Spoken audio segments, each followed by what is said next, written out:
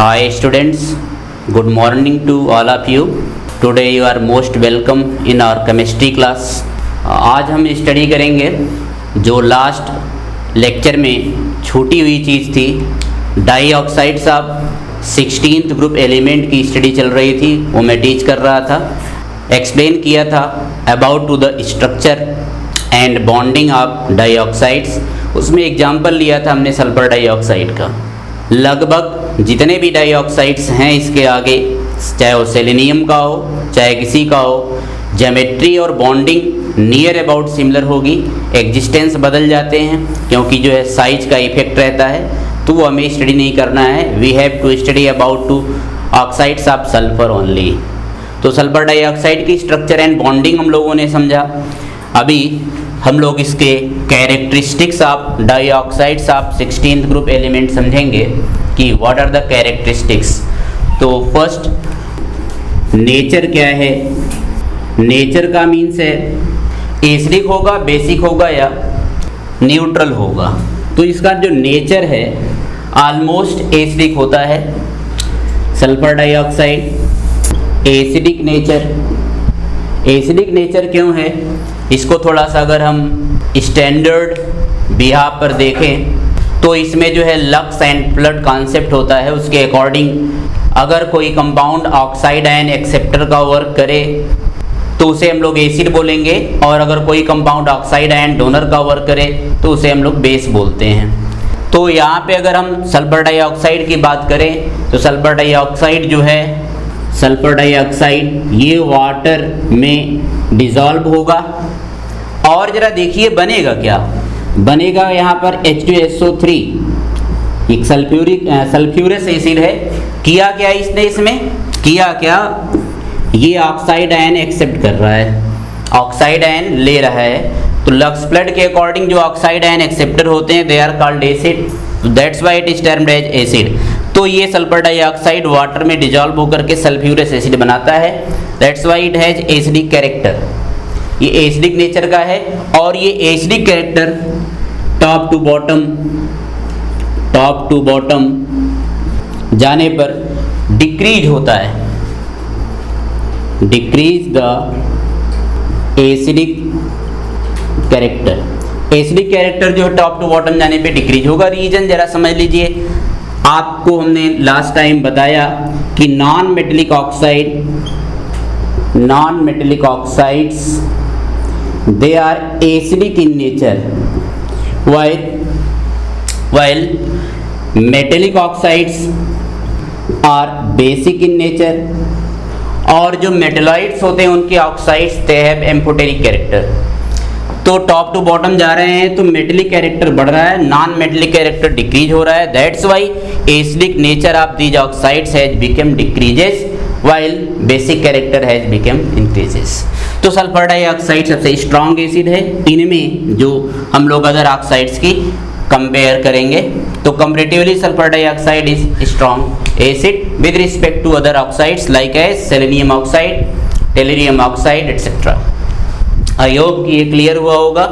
Acidic behaviour acidic क्यों है और acidic character top to bottom decrease क्यों हो रहा है, क्योंकि मेटेलिक कैरेक्टर बढ़ रहा है और नॉन मेटेलिक कैरेक्टर डिक्रीज हो रहा है। तो ये हमारा टॉपिक कंप्लीट हुआ, इसका एसिडिक नेचर।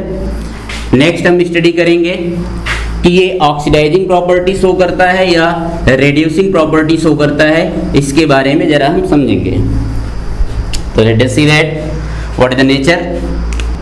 रेड्यूसिंग और ऑक्सीडाइजिंग क्या वर्क करेगा। जैसा कि हम सभी लोग जानते हैं कि अगर कोई भी एलिमेंट सेंट्रल एटम, किसी कंपाउंड का सेंट्रल एटम अपने मिड ऑक्सीडेशन स्टेट में एग्जिस्ट करता है, central atom of a compound exist into its mid oxidation number. तो such compounds are act as both reducing as well as oxidizing agent। ये दोनों work करेंगे,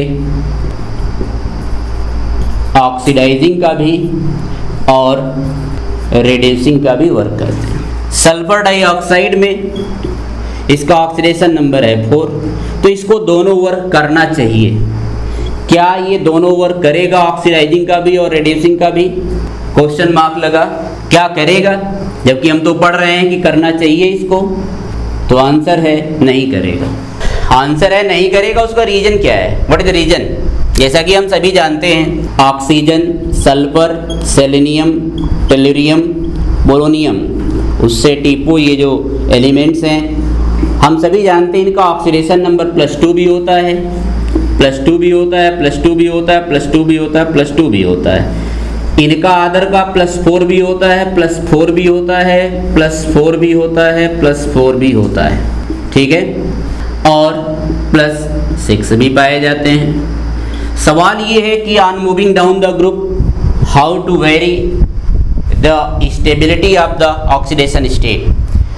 आप टॉप टू बॉटम मूव करेंगे तो इनके ऑक्सीडेशन स्टेट की स्टेबिलिटी पर क्या इफेक्ट है? क्या सेम रहेगी या कोई चेंजमेंट या कोई वेरिएशन देखने को मिलेगा? जरूर मिलेगा, सिमिलर तो नहीं रहेगी। अब वेरिएशन देखने को मिलेगा तो क्या मिलेगा?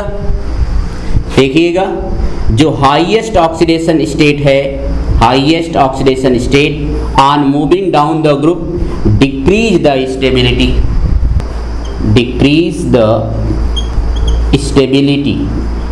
बेटा इनकी स्टेबिलिटी घट जाती है। अभी मैं बता रहा हूँ क्यों घटती है। और जो लोएस्ट ऑक्सीडेशन स्टेट होते हैं उनकी स्टेबिलिटी बढ़ती है।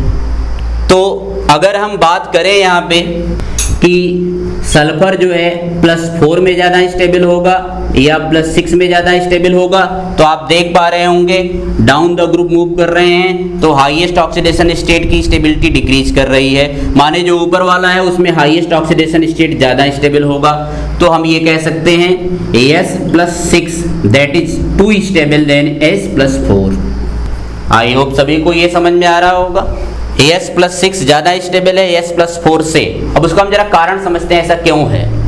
देखिएगा, हमने ये स्टडी किया, जब हम यहाँ से यहाँ चलते हैं तो रेडियस जो है, चाहे वो आयोनिक की हो चाहे एटॉमिक की हो, वो इंक्रीज कर जाती है। इसके बाद यहाँ से यहाँ चलते हैं, सडनली रेडियस जो है डिक्रीज होती है कुछ, और फिर ग्रेजुअली इंक्रीज होती है, स्लाइट इंक्रीमेंट होता है, स्लाइट इंक्रीमेंट होता है, ठीक है। इसका रीजन क्या बताया था हमने आपको? Inert pair effect, inert pair effect, ये इसका रीजन है। अगर इनर्ट पेयर इफेक्ट आप भूल गए हैं तो फिर से मैं एक बार इसको रिमाइंड करता हूँ, क्या है इनर्ट पेयर इफेक्ट। जैसा कि मैंने बताया आपको, एक बहुत अच्छा सा टॉपिक है Z star that is equal to Z minus sigma. Z star जो है इफेक्टिव न्यूक्लियर चार्ज कहा जाता है, सिग्मा स्क्रीनिंग इफेक्ट कहा जाता है। अब जो स्क्रीनिंग इफेक्ट है उसका मैंने एक दिन एग्जाम्पल लेके बताया था, आप मेरे लास्ट लेक्चर को चेक करेंगे, शायद पहले या दूसरे लेक्चर में, तो आपको मिल जाएगा कि जो है ये जो स्क्रीनिंग इफेक्ट है वो क्या है। एक्चुअली मैंने इसको ये विद एग्जाम्पल एक्सप्लेन किया था। सपोज दैट आप एक रूम में हैं, रूम में बल्ब ऑन है, brightness around the room equal है, लेकिन अगर इस रूम को हम जो है दो पार्ट में डिवाइड कर दें with the help of screen, कपड़े के स्क्रीन से इसको दो हिस्से में बांट दें, तो आप जिस हिस्से में बल्ब होगा वहाँ पे ब्राइटनेस ज़्यादा होगी, जिसमें नहीं होगा वहाँ पे ब्राइटनेस कम हो जाएगी, डार्कनेस बढ़ जाती। किया क्या इस पर्दे ने? लाइट को अपोज कर रहा है, रोक रहा है या एब्जॉर्ब कर ले रहा है, आने नहीं दे रहा है, वही सीधा मतलब अपोज कर रहा है। This effect is called screening effect. Screen कर दिया, ढक दिया। तो सिमिलरली यहाँ पर भी वही है। सपोज करिए हमारे पास एक ये न्यूक्लियस है, ये सेल्स हैं, ये सबसे लास्ट का सेल है। कोई एटम ऐसा है जिसमें 3 ही सेल होंगे, बहुत से ऐसे एटम है, सोडियम ले सकते हैं आप। तो ये जो है आउटर सेल है, आउटर सेल है, इसमें इलेक्ट्रॉन बैठा है और इसके इनसाइड भी इलेक्ट्रॉन है। अच्छा, ये न्यूक्लियस चूंकि पॉजिटिवली चार्ज्ड है, तो जो है पॉजिटिवली चार्ज और नेगेटिवली चार्ज पार्टिकल्स के बीच एक इलेक्ट्रोस्टैटिक अट्रैक्शन फोर्स वर्क करता है, तो करेगा। लेकिन इस न्यूक्लियस के द्वारा जितना फोर्स है, क्या टोटल फोर्स एक्सपीरियंस करेगा आउटर सेल का इलेक्ट्रॉन? नहीं करेगा, क्योंकि इनसाइड इनर सेल्स में भी इलेक्ट्रॉन बैठे हैं। वो करेंगे क्या? एक्चुअल में क्या है कि एक सेल में मोर देन 2 इलेक्ट्रॉन्स अगर हैं तो वहाँ पर इलेक्ट्रॉनिक रिपल्सन प्रोड्यूस होगा। We know that between like charges or similar charges repulsion takes place and between unlike charges attraction takes place. That's why we can say that there is produced repulsion, interelectronic repulsions between electrons present in the inner cells. That's clear? तो यहाँ पर inner cell में electron इनमें आपस में electronic repulsion शुरू हो जाएगा, तो एक रिपल्सिव फोर्स होगा। ये रिपल्सिव फोर्स इसके अट्रैक्टिव फोर्स को अपोज करेगा, तो जितना मैग्नीट्यूड रिपल्सन का होगा अपने बराबर के मैग्नीट्यूड वाले अट्रैक्टिव फोर्स को न्यूट्रलाइज कर देगा, कैंसिल कर देगा, बैलेंस कर देगा। अब जो बचेगा वो यहाँ जाएगा। तो माने जितना इसने फोर्स अप्लाई किया था टोटल यहाँ पे तो नहीं आया, उसमें कमी आ गई। इसी इफेक्ट को स्क्रीनिंग इफेक्ट कहते हैं, उस इफेक्ट को जिसके द्वारा electron inter electronic repulsion produce करके अट्रैक्टिव फोर्स को अपोज कर रहे हैं, बैलेंस्ड कर रहे हैं, कैंसिल कर रहे हैं। This effect is called screening effect. अब स्क्रीनिंग इफेक्ट की वजह से फोर्स ऑफ अट्रैक्शन कम हो गया, तो जो फोर्स ऑफ अट्रैक्शन में कमी आई this is called effective nuclear charge.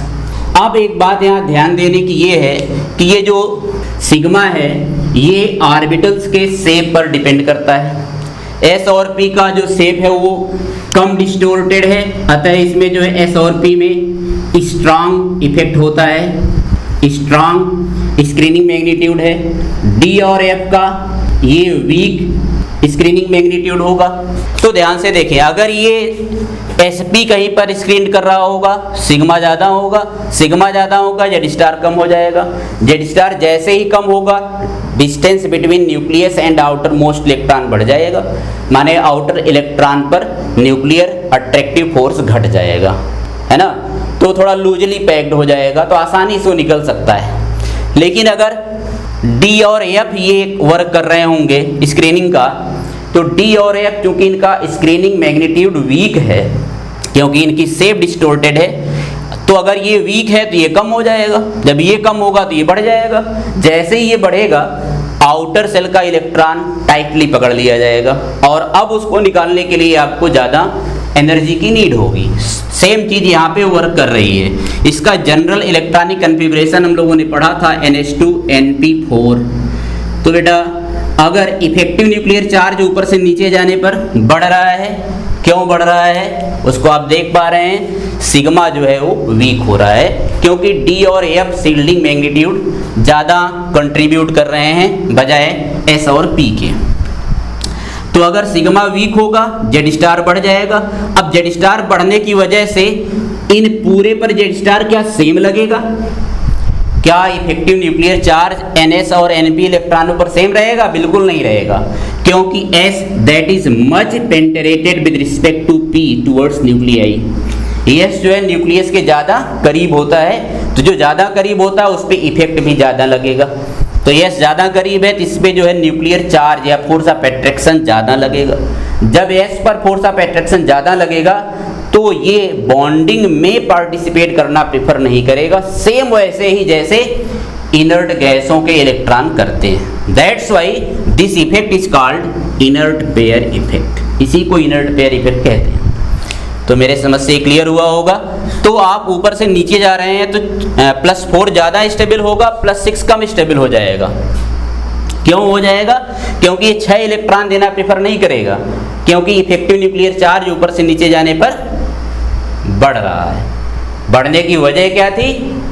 D और एफ शील्डिंग का कंट्रीब्यूशन बढ़ रहा है, एस और पी शील्डिंग कंट्रीब्यूशन घट गया। तो मेरी समझ से ये क्लियर हुआ होगा। इसलिए जो S+6 है वो ज़्यादा स्टेबल है। तो अब जरा सोचिए, S+6 ज़्यादा स्टेबल अगर है तो ये +6 में जाना पसंद करेगा या +2 में आना पसंद करेगा? कहीं जो ज़्यादा स्टेबल है उसमें जाना पसंद करेगा।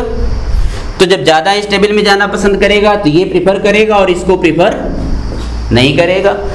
इसको प्रिफर कर रहा है अगर, तो इसका मतलब इसका ऑक्सीडेशन हो रहा है। अगर इसका ऑक्सीडेशन होगा तो बेटा जी क्या करेगा? ये रिड्यूसिंग एजेंट का वर्क करेगा। That's why sulphur dioxide is a good reducing agent. इसलिए सल्फर डाइऑक्साइड क्या है? एक अच्छा रिड्यूसिंग एजेंट है। and on moving down the group decrease the reducing character of dioxides. I hope सभी को क्लियर हो गया होगा।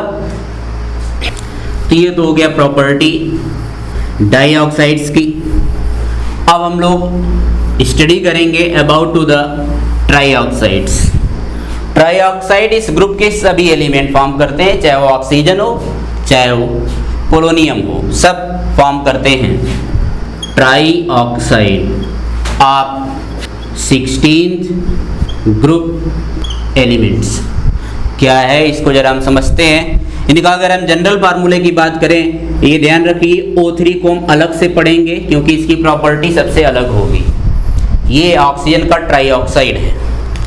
बाकी जो है अदर एलिमेंट्स के ट्राइऑक्साइड को हम MO3 लिखेंगे, वेयर M में be sulphur, selenium, tellurium, polonium, ये हो सकते हैं। हमें सेलेनियम, टेल्यूरियम, पोलोनियम को नहीं पढ़ना, हमें केवल सल्फर के ट्राइऑक्साइड्स को जानना है। इसको हम लेटर स्टडी करते हैं, पहले हम इसको स्टडी करेंगे। तो इसको मैं रिलीज कर रहा हूँ, इरेज कर रहा हूँ यहाँ से, ये इरेज हो गया, इसको बाद में पढ़ते हैं। तो मैं सल्फर ट्राइऑक्साइड की बात करूँगा। Sulphur trioxide basically gaseous form में पाया जाता है, गैस फॉर्म में पाया जाता है। अगर ये आयोनिक सॉलिड फॉर्म में पाया जाएगा तो इसका जो स्ट्रक्चर ज्योमेट्री है वो बदल जाती है, लगभग लीनियर हो जाता है। वो आपको स्टडी करनी ही नहीं है, आपको बस जानना है गैसियस फॉर्म में पाया जाता है तो इसकी स्ट्रक्चर एंड बॉन्डिंग क्या होगी। तो स्ट्रक्चर एंड बॉन्डिंग पे चलते हैं। स्ट्रक्चर एंड बॉन्डिंग, फिर वही हम करेंगे, वैलेंस बॉन्ड थ्योरी को अप्लाई करेंगे। सल्फर का एटॉमिक नंबर 16 है, 1s2, 2s2, 2p6, 3s2, 3p4, 3d0 है, वैकेंट है, तो अपने ऑक्टेट को एक्सपेंड कर सकता है। वैसे भी सल्फर ट्राइऑक्साइड में 6 बॉन्ड की ज़रूरत है, तो हम देखते हैं जरा कैसे एक्सपेंड करेगा। सल्फर का अगर हम GS फॉर्म बनाएं, S में 1 ऑर्बिटल होता है, P में 3 होते हैं, D में 5 हैं। अभी हमें देखना है इसमें इलेक्ट्रॉनों की क्या कंडीशन है। सभी लोग देख रहे हैं, इससे पहले भी देखा, S में 2 इलेक्ट्रॉन, P में 4 इलेक्ट्रॉन, D वाला इसका वैकेंट है, this is the ground state. इसमें केवल कितने बॉन्ड्स फॉर्म कर सकता है? 2, that's why it has 2 covalency, valency 2 है। जब ये बॉन्ड फॉर्म करेगा तो एनर्जी इवॉल्व होगी, evolve energy utilised by the electrons and this electron will get promoted from here to there. अच्छा, एक बात ये है कि P वाला इलेक्ट्रॉन पहले प्रमोट हो रहा है विद रिस्पेक्ट टू S। ऐसा क्यों है? S वाला पहले क्यों नहीं जा सकता? उसका एक बहुत सिंपल सा रीजन है, P और D के बीच का जो एनर्जी गैप है वो बहुत कम है बजाय D और S के। P और D के बीच का एनर्जी गैप कम है, इसलिए एनर्जी यूटिलाइज करेगा तो पहले P वाला इलेक्ट्रॉन प्रमोट करेगा, देन S वाला इलेक्ट्रॉन प्रमोट करेगा, क्योंकि यहाँ पे एनर्जी गैप बढ़ जाता है। ये इलेक्ट्रॉन यहाँ से यहाँ प्रमोट हो गया। अभी यहाँ पर जो है कितने ऑर्बिटल्स ऐसे हैं जो बॉन्डिंग कर सकते हैं, तो उनका नंबर टोटल आपको दिख रहा होगा, 4 हो गया। 4 हो गया तो यहाँ पे जो है ये फर्स्ट एक्साइटेड स्टेट कही जाएगी और यहाँ पे 4 बॉन्ड फॉर्म कर सकता है। अभी भी हम सल्फर ट्राइऑक्साइड इस पे नहीं बन सकती, इस पे केवल क्या बन रहा था? डाइऑक्साइड। बेटा फिर ये बॉन्ड फॉर्मिंग होगी, एनर्जी फिर निकलेगी, फिर ये इलेक्ट्रॉन यूटिलाइज करेगा एनर्जी को। अब की बार ये यहाँ से यहाँ जंप कर जाएगा, यानी प्रमोट कर जाएगा। अब जो है इस प्रमोशन के बाद क्या होगा, तो आप देख पाएंगे कि जो है number of half field orbitals बढ़ गए हैं, 1 2 3 1 2। ये है इसकी ES सेकेंड, यहाँ पर 6 कोवैलेंसी शो करेगा। आई होप सभी को क्लियर होगा। अब मैं ऑक्सीजन की कंडीशन को समझता हूँ। ऑक्सीजन 8 है, 1s2, 2s2, 2p4। ये अपना ऑक्टेट एक्सपेंड नहीं कर सकता क्योंकि सेकेंड सेल में मैक्सिमम 8 इलेक्ट्रॉन ही रह सकते हैं, d ऑर्बिटल भी नहीं है। तो S में जो है 2 इलेक्ट्रॉन हैं, P में 4 इलेक्ट्रॉन हैं, इसके पास 2 p ऑर्बिटल हैं जो हाफ फील्ड हैं और ये दोनों बॉन्डिंग करेंगे। तो जरा आप समझिएगा कि यहाँ पे 3 ऑक्सीजन एटम हैं। अब 3 ऑक्सीजन एटम हैं तो जो है क्या होगा यहाँ पर, ऑक्सीजन ऑक्सीजन ऑक्सीजन। पहले तो सिग्मा बॉन्ड सब बनाएंगे। चलिए, ये सिग्मा बॉन्ड बनाया, ये सिग्मा बॉन्ड बनाया, ये सिग्मा बॉन्ड बनाया, 3 सिग्मा बन गए। एक बना sp सिग्मा, एक बना pp सिग्मा, दूसरा भी बना pp सिग्मा। अब 3 और ऑक्सीजन बचे हुए हैं, हमारे 3 और बॉन्ड बनेंगे। सभी ऑक्सीजन के एक एक बॉन्ड बन चुके हैं। ऑक्सीजन कितने बॉन्ड बनाते हैं, 2, यानी ऑक्सीजन की वैलेंसी 2 होती है। एक वैलेंसी कंप्लीट हो चुकी है। अब सेकेंड वैलेंसी कंप्लीट होगी तो उसमें इस बार पार्शियल ओवरलैपिंग हो जाएगी। ये इसके साथ फॉर्म करेगा, पाई बन जाएगा, पाई बन जाएगा, सॉरी सिग्मा बना चुका है। ये इसके साथ पाई फॉर्म करेगा, ये इसके साथ पाई फॉर्म करेगा और ये इसके साथ पाई फॉर्म करेगा। तो आप यहाँ पे देख पा रहे हैं कि जो है 3 सिग्मा बने और 3 पाई बॉन्ड बने। अब जरा इसकी हम स्ट्रक्चर को समझते हैं। यहाँ पे हाइब्रिडाइजेशन क्या होगा, आपको बता दें कि जो है पाई बॉन्ड जो बनाते हैं orbital, pi orbitals does not considered in hybrid orbitals. तो यहाँ पे 3 ऑर्बिटल्स ऐसे हैं जो पाई बॉन्ड फॉर्म कर रहे हैं, उनको आप हाइब्रिडाइजेशन में कंसिडर नहीं करेंगे। तो 3 ही बचे, तो sp2 हाइब्रिडाइजेशन हो गया। तो SO3 में हाइब्रिडाइजेशन हुआ sp2।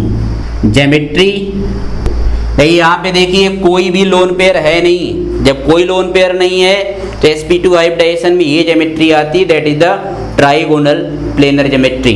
यहाँ पे सभी बॉन्ड एंगल 120 के हैं। तो आप बना लीजिए इसको। सल्फर ये बन गया। यहाँ पे जो ये एंगल है 120 डिग्री का है। अच्छा, मैं बात करूं पाई बॉन्ड कितने तरह के हैं तो आप देख लीजिए।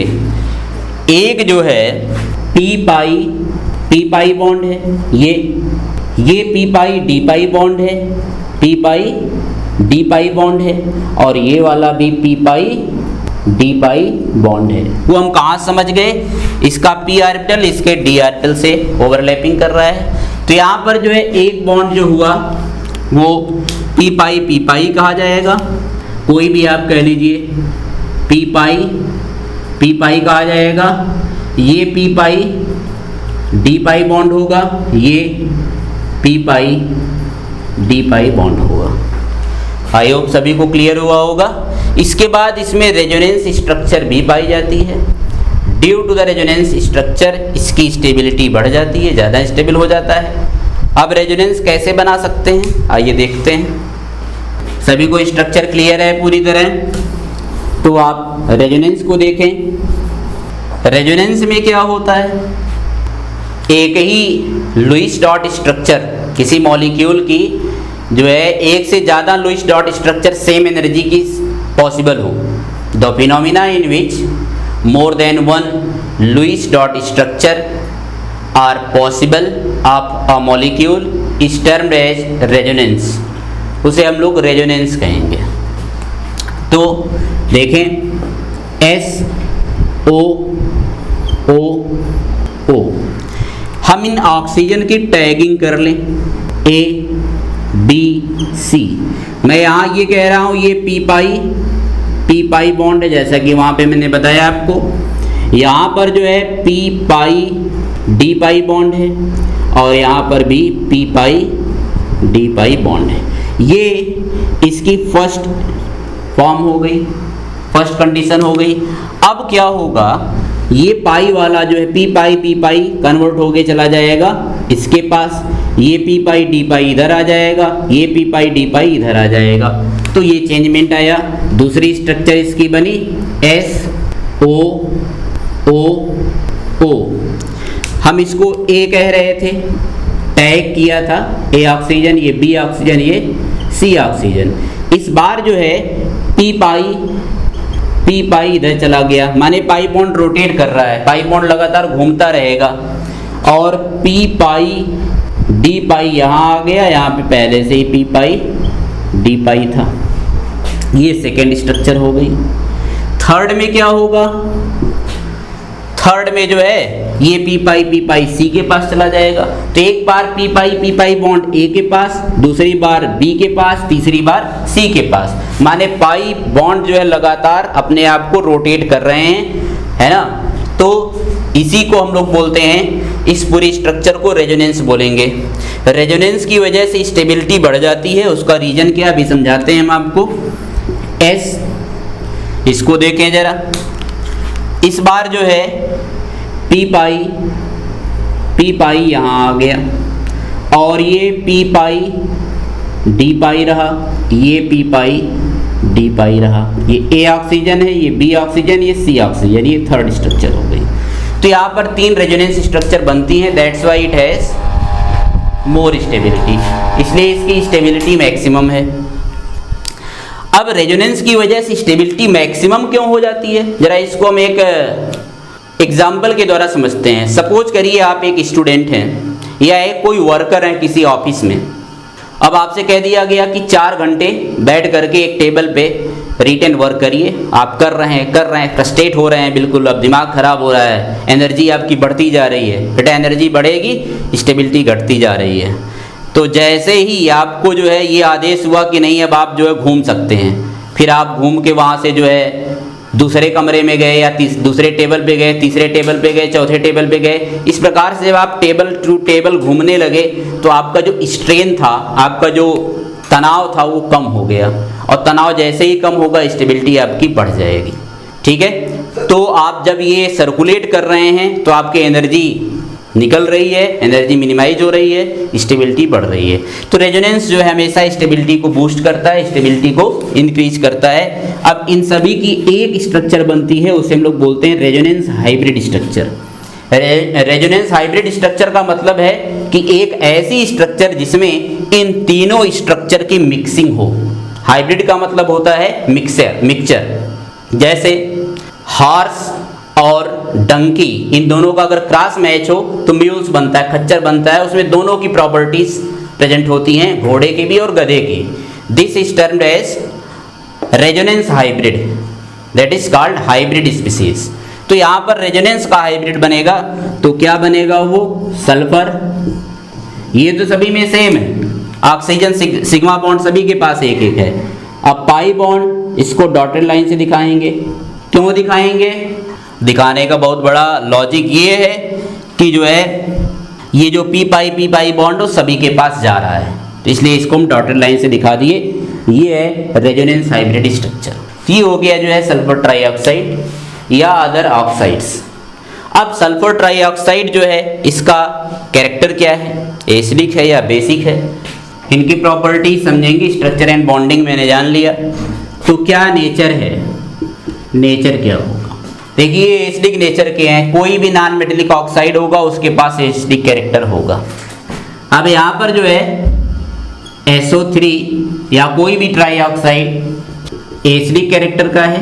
क्यों एसिडिक कैरेक्टर का है, बहुत बड़ा आंसर नहीं इसका, बहुत छोटा इजी आंसर है कि ये ऑक्साइड आयन एक्सेप्टर है। आप देख सकते हैं यहाँ पर वाटर के साथ इसको मैंने रख दिया, इसका ऑक्सीजन ले लेगा और क्या बना देगा, H2SO4, that is sulphuric acid. That's why SO3 है। SO3 हैज एसिडिक कैरेक्टर, इसके पास एसिडिक कैरेक्टर है, एसिडिक बिहेवियर शो करता है क्योंकि ऑक्साइड आयन एक्सेप्टर का वर्क करेगा।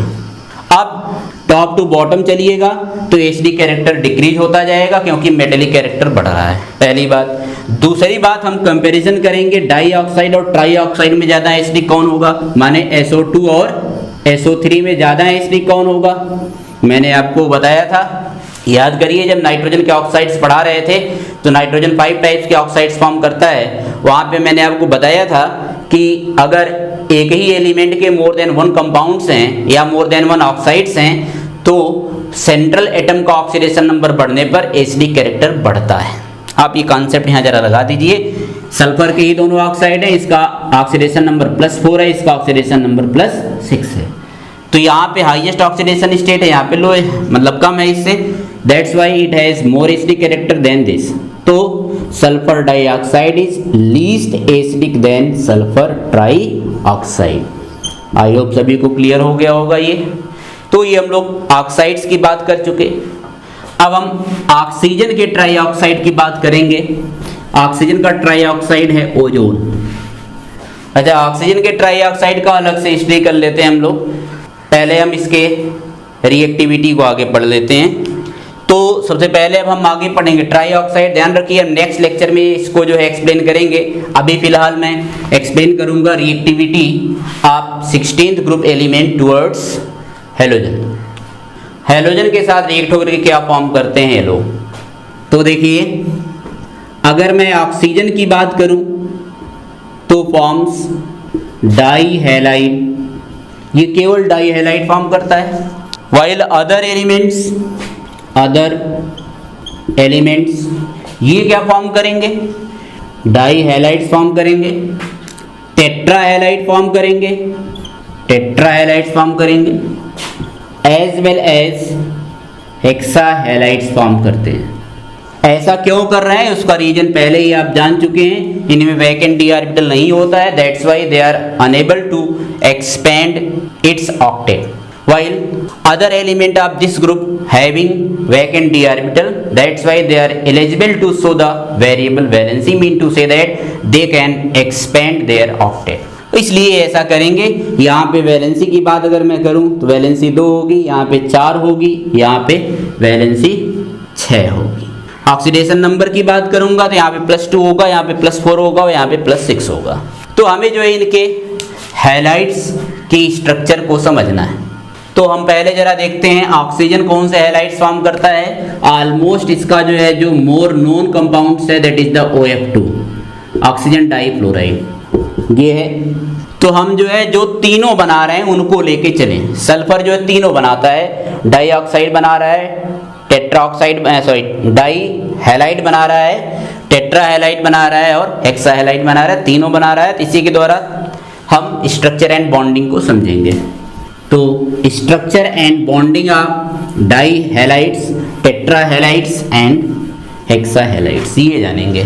तो हम कलेक्टिवली कहें structure and bonding of halides of 16th group element क्या है। पहले हम डाई हैलाइड को जानेंगे तो हम उसका एग्जांपल लेते हैं SF2। फिर हम टेट्रा हैलाइड को जानेंगे, उसका एग्जांपल लेते हैं SF4 और हेक्सा हैलाइड को जानेंगे, इसका एग्जांपल है SF6। तीनों के स्ट्रक्चर और बॉन्डिंग को समझेंगे हम। देखते हैं जरा। सल्फर का एटॉमिक नंबर 16 है, 1s2 2s2 2p6 3s2 3p4। 3d इसमें वैकेंट है, 0 इलेक्ट्रॉन है, कोई इलेक्ट्रॉन ही नहीं। तो ये अपने ऑक्टेट को एक्सपेंड कर सकता है। देखते हैं कैसे। s में 2 इलेक्ट्रॉन हैं, p में 4 इलेक्ट्रॉन हैं, d में कोई इलेक्ट्रॉन है नहीं। ये इसका ग्राउंड स्टेट है, इसमें वैलेंसी केवल 2 होगी। सल्फर डाइफ्लोराइड में वैलेंसी 2 होने की ज़रूरत है, तो अपने ग्राउंड स्टेट में सल्फर डाई सल्फाइड बनाता है। तो सल्फर डाई सल्फाइड की स्ट्रक्चर अगर मैं समझूंगा या जानूं तो ये होगी कि फ्लोरीन की अगर मैं देखूं इलेक्ट्रॉनिक कन्फिग्रेशन तो इसका 9 होता है, 1s2 2s2 2p5। अगर इसका कन्फिग्रेशन स्ट्रक्चर देखें 1 2 3 4 5, एक ही ऑर्बिटल फ्लोरीन में है जो बॉन्डिंग कर सकता है। माने फ्लोरीन का एक p ऑर्बिटल सल्फर के p ऑर्बिटल के साथ बॉन्डिंग करेगा, फिर दूसरे फ्लोरीन का p ऑर्बिटल सल्फर के दूसरे p ऑर्बिटल के साथ बॉन्डिंग करेगा। तो क्या ज्योमेट्री या क्या स्ट्रक्चर बनेगी उसको जरा देखें। तो यहाँ पे स्ट्रक्चर हम देखते हैं। सल्फर इसके पास एक ये p ऑर्बिटल है, जैसा कि हमने बताया आपको जो दूसरा लोब होता है उसको स्मॉल दिखा दीजिए या दिखाइए ही नहीं, कोई भी दिक्कत नहीं है तब भी। इसके बाद सल्फर का दूसरा p ऑर्बिटल ये है, इसका दूसरा लोब यहाँ दिखा दिया मैंने, क्लियर है। एक इसमें जो है ऑर्बिटल है p, उसमें लोन पेयर है, दूसरा p ऑर्बिटल है उसमें भी लोन पेयर है। एक्चुअली हम उसको प्योर p नहीं कहेंगे, उसको sp ऑर्बिटल कहते हैं, sp हाइब्रिड ऑर्बिटल। सभी sp हाइब्रिड ऑर्बिटल इसमें लोन पेयर है और इसमें भी लोन पेयर है। अब यहाँ पे जो है इसके पास एक इलेक्ट्रॉन फ्लोरीन का p ऑर्बिटल इसके साथ ओवरलैप कर जाएगा, फ्लोरीन का p ऑर्बिटल इसके साथ ओवरलैप कर जाएगा। तो यहाँ पे जो बॉन्डिंग हुई वह है PP सिग्मा बॉन्ड फॉर्म हुआ, PP sigma bond form. Hybridisation की बात करिएगा आप तो हाइब्रिडाइजेशन यहाँ पर होगा sp3। क्यों? टोटल पेयर देखिएगा 1 2 3 4 ऑर्बिटल्स इन्वॉल्व हो रहे हैं, मिक्स हो रहे हैं, तो टोटल पेयर ऑफ इलेक्ट्रॉन 4 हैं, जिसमें 2 लोन पेयर हैं। अगर 2 लोन पेयर होते हैं तो ज्योमेट्री जो होती है ये वी शेप हो जाती है और उसी शेप में बना रखा है। एक्चुअली लीनियर होना चाहिए था, लीनियर होता तो इस फ्लोरीन के बीच का जो डिस्टेंस बहुत अच्छा रहता, बहुत ज़्यादा रहता, रिपल्सन कम होता, लेकिन इसका जो लोन पेयर बैठा है वो इनके बॉन्ड पेयर को रिपल करके बाहर भेज रहा है, रिपल करके हटा रहा है, इस वजह से बेंड शेप आ जा रही है। तो ये हो गया इनकी स्ट्रक्चर। इसके बाद SF4 की बात करते हैं। SF4 में क्या होगा?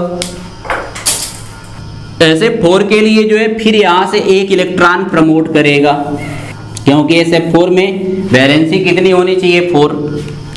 तो ये इलेक्ट्रॉन यहाँ से यहाँ प्रमोट कर जाएगा। अब ये एक्साइटेड स्टेट में आ गया। 1 2 3 ऑर्बिटल्स कितने हैं जो बॉन्डिंग कर सकते हैं? 1। तो 4 ऑर्बिटल्स हैं जो बॉन्डिंग कर सकते हैं। ये इसका ES फॉर्म है, एक्साइटेड स्टेट फर्स्ट, इसमें वैलेंसी होगी 4। तो ध्यान से देखिए, अभी यहाँ पर हाइब्रिडाइजेशन क्या हो गया? sp3d। ये हाइब्रिडेशन की बात कर रहे हैं किसके? SF4 मॉलिक्यूल की। तो अगर मैं इसकी स्ट्रक्चर बनाऊं तो सल्फर एक्चुअल में क्या है, जरा इसको समझ लीजिए। अगर टोटल पेयर ऑफ इलेक्ट्रॉन जो है 5 आ जाएं तो वहां पर ट्राइगोनल बाई पिरामिडल शेप मिलती हमको। क्या मिलती? ट्राइगोनल बाई पिरामिडल शेप मिलती। लेकिन उसमें एक लोन पेयर भी बैठा है, तो जो एग्जैक्टली रेगुलरली जो है ट्राइगोनल बाई पिरामिडल ज्योमेट्री नहीं रह पाएगी, उसमें डिस्टोर्शन आ जाता है, सी सॉ शेप आ जाता है। सी सॉ मतलब आप समझते हैं एक झूला होता है। आप जो है छोटे बच्चों के स्कूल जाइए, किड्स स्कूल में, वहाँ झूला होता है, तो झूले में जो है सी सॉ शेप होता है। कुछ बच्चे उधर बैठे होते हैं, कुछ उधर बैठते होते हैं, इधर उधर होता रहता है, that is the see saw shape. तो उसी शेप में ये आ जाता है। उस शेप में आने के बाद क्या होगा, एंगल में क्या चेंजमेंट आएगा, ये सब कुछ जो है हम लोग अब अपने नेक्स्ट लेक्चर में समझेंगे। आज इस लेक्चर का समापन यहीं पे होता है। आप सभी का धन्यवाद।